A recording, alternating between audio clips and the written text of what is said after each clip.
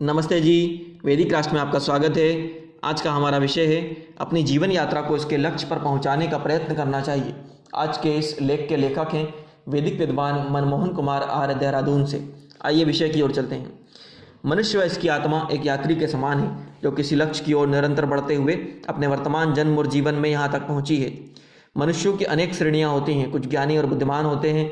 वह अपने सब काम सोच विचार कर विद्वानों की सम्मति सहित ऋषियों और विद्वानों के ग्रंथों का अध्ययन कर निर्धारित करते हैं। ऐसे लोगों को ही अपने लक्ष्य और उसके प्राप्ति के साधनों का ज्ञान हो पाता है। जो व्यक्ति इन्हें जानने के प्रति सावधान नहीं होते वह लक्ष्य तक नहीं पहुंच पाते। जो मनुष्य कुसंगति, अज्ञानी, छली मार्गदर्शकों के भ्रमजाल में ना फंसकर सच्चे विद्वानों की शरण को प्राप्त होकर अपने जीवन व जीवन लक्ष्यों के प्रति उनसे शंका समाधान कर उनके द्वारा बताए गए साधनों का आचरण करते हैं, वह लक्ष्य की ओर अवश्य ही बढ़ते हैं। ऐसे मनुष्यों का लक्ष्य दिन प्रतिदिन निकट से निकटतर होता जाता है। हमारा सबसे बड़ा मित्र, आचार्य और गुरु हमारा सच्चिदानंद स्वरूप, निराकार, सर्वशक्तिमान, न्यायकारी, सर्वव्यापक, सर्वंतर्यामी, अनादि, नित्य, अनंत परमेश्वर है। वह अंतर्यामी रूप से सदा हमारी आत्मा के भीतर विद्यमान रहकर हमारा मार्गदर्शन करता है। इसके लिए हमें अपनी ओर से भी सत्पुरुषों की संगति, सदग्रंथ, वेद और वैदिक सत्साहित्य का स्वाध्याय, इनके चिंतन और मनन सहित जप, ध्यान, यज्ञादि कर्मों को करना होता है। यह कार्य हमें अपने जीवन लक्ष्य सहित सुख और शांति की ओर ले जाते हैं। हमारा परम आनंदमय लक्ष्य मोक्ष निकटतम होता जाता है। वेद शास्त्र, हमारे सभी ऋषि मुनियों ने हमारे आत्मा सहित अपने जीवन का लक्ष्य धर्म, अर्थ, काम और की प्राप्ति सहित परम लक्ष्य के रूप में मोक्ष को बताया है। इन्हें प्राप्त करने के लिए ही परमात्मा ने सृष्टि के आरंभ में हमें वेद ज्ञान दिया। परमात्मा को जानने वाले सच्चे ज्ञानी पुरुषों ने वेदों की व्याख्याओं के द्वारा हमें अपने कर्तव्यों और लक्ष्य प्राप्ति के साधनों को बताया। वर्तमान समय में हमें सरलता से धर्म और मोक्ष प्राप्ति के साधन, इसके संबंधित समस्त ज्ञान प्राप्त है। महाभारत के बाद ऋषि दयानंद के आने व प्रचार करने से पूर्व तक हमारे पूर्वजों और तत्कालीन मनुष्यों को धर्म और मोक्ष आदि के सत्य स्वरूप का ज्ञान नहीं था।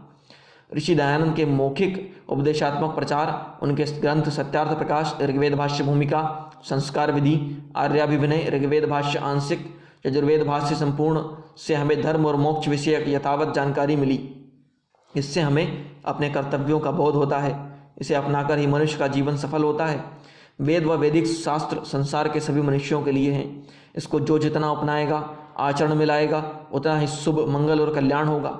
अतः हमें अपने हित और लाभ के लिए ही वेद और वैदिक साहित्यों का अध्ययन करना चाहिए और वैदिक शिक्षाओं के अनुरूप आचरण करना चाहिए। यही सत्य धर्म है। जीवन के लक्ष्य धर्म और मोक्ष की प्राप्ति का प्रमुख साधन और एकमात्र साधन है। यदि किसी कारण हमने अपने इस जीवन में इन कार्यों को ना किया तो हमें वर्षों व अनेक जन्मों तक यह सुअवसर प्रदान होगा, इसके बारे में कुछ कहा नहीं जा सकता। मनुष्य को अपने वर्तमान समय का सदुपयोग कर उससे अपने प्राप्तव्य लक्ष्य को सुलभ करने का प्रयत्न करना चाहिए। ऐसा करना ही मनुष्य की बुद्धिमत्ता का द्योतक होता है। हमें अपने लाभ, हानि, हित अहित का ध्यान करते हुए आज ही उचित निर्णय लेना चाहिए। कल का क्या होगा, हम रहेंगे या नहीं, भविष्य में हमें सत्संगति व सत्प्रेरणा करने वाले मनुष्य मिलेंगे या नहीं, कहा नहीं जा सकता। इसीलिए हमें अपने लक्ष्य के प्रति, जीवन के जो लक्ष्य हैं उसके हित की बात के उपेक्षा कभी नहीं करनी चाहिए। हमें अपने देश के सच्चे महापुरुषों के जीवनों पर दृष्टि डालनी चाहिए। उनके जीवन व कार्यों से प्रेरणा लेकर उनका ही अनुकरण और अनुसरण करना चाहिए। ऐसा करके हम अपने पूर्वजों के ज्ञान और अनुभवों का लाभ प्राप्त कर दुखों से मुक्त होकर यशस्वी होंगे, धर्म आदि सहित मोक्ष की प्राप्ति में भी सफल होंगे। जब हम किसी दूरस्थ स्थान की यात्रा पर जाते हैं तो हमें वहाँ की आवश्यकताओं के अनुरूप तैयारी करनी होती है। हम अपने वस्त्र और भोजन विषयक कुछ सामग्री, अन्य आवश्यक सामान साथ रखते हैं। धन से प्राप्त अधिकांश सभी वस्तुएं प्राप्त होती हैं, इसीलिए प्रचुर मात्रा में धन भी साथ ले जाते हैं। प्रवास के समय होटल और रहने के लिए स्थान आरक्षित करते हैं। ऐसा भी होता है कि हम अपने प्रियजनों को यात्रा में साथ ले जाएं। इसका कारण है सामूहिक सुख में जो आनंद आता है वह अकेले सुख भोग में नहीं आता। ऐसा करने से हमें यात्रा और जीवन में सुख मिलता है, दुख न होने की संभावनाएं बन जाती हैं। इसी प्रकार से हम अनादिकाल से अपनी आत्मा को यात्रा करा रहे हैं। नए नए जन्मों में हमारी आत्मा के प्रवास के स्थान बदलते रहते हैं। जो पूर्व जन्मों में स्थान थे वह इस जन्म में नहीं है, और जो प्रवासी स्थान और परजन्म में थे वह वर्तमान से सर्वथा भिन्न होंगे। हमारे जन्म और मरण निरंतर होते रहते हैं और होते रहेंगे। इसका प्रमुख कारण ईश्वर व आत्मा का विनाशी होना है। अनादिकाल से अब तक अनंत बार हमारे जन्म और मरण हो चुके हैं। यह क्रम आगे भी अनंत काल तक जारी रहना है। अतः हमें इसी जीवन में अभी तक अपने जीवन के सबसे सुखद और आनंददायक स्थान लक्ष्य का चयन कर उसी की ओर जाने की तैयारी करनी चाहिए। यह सुखद और आनंददायक स्थान सभी मनुष्यों के लिए ईश्वर का सानिध्य, मोक्ष और मुक्ति की अवस्था है।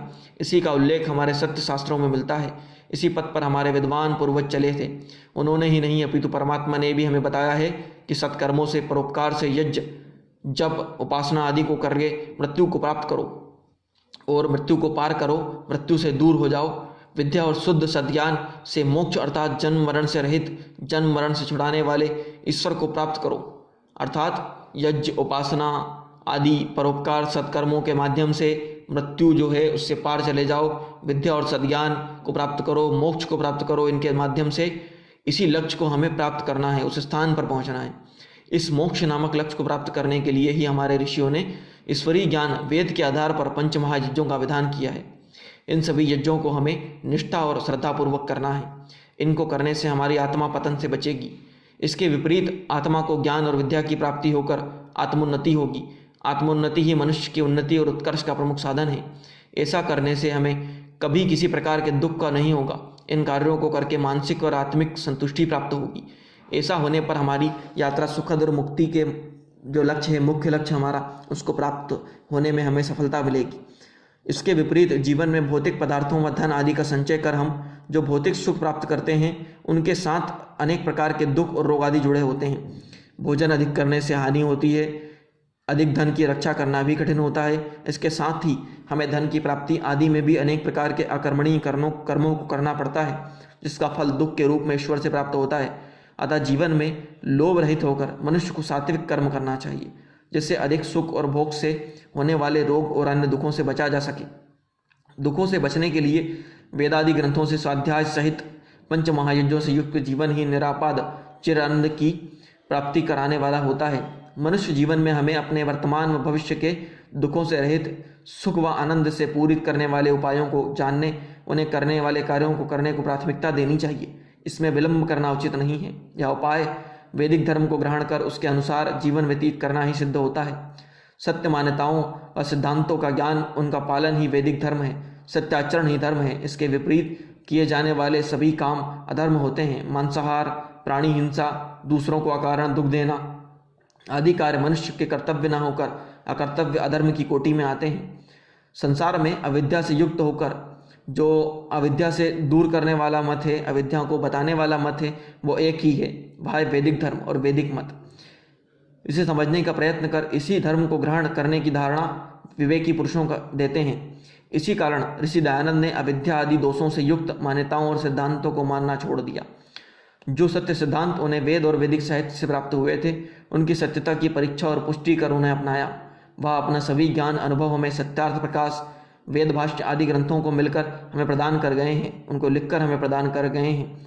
हमें निष्पक्ष होकर उनके जीवन और ग्रंथों का अध्ययन और मनन करना चाहिए। सत्यों का ग्रहण और असत्य का त्याग करना चाहिए।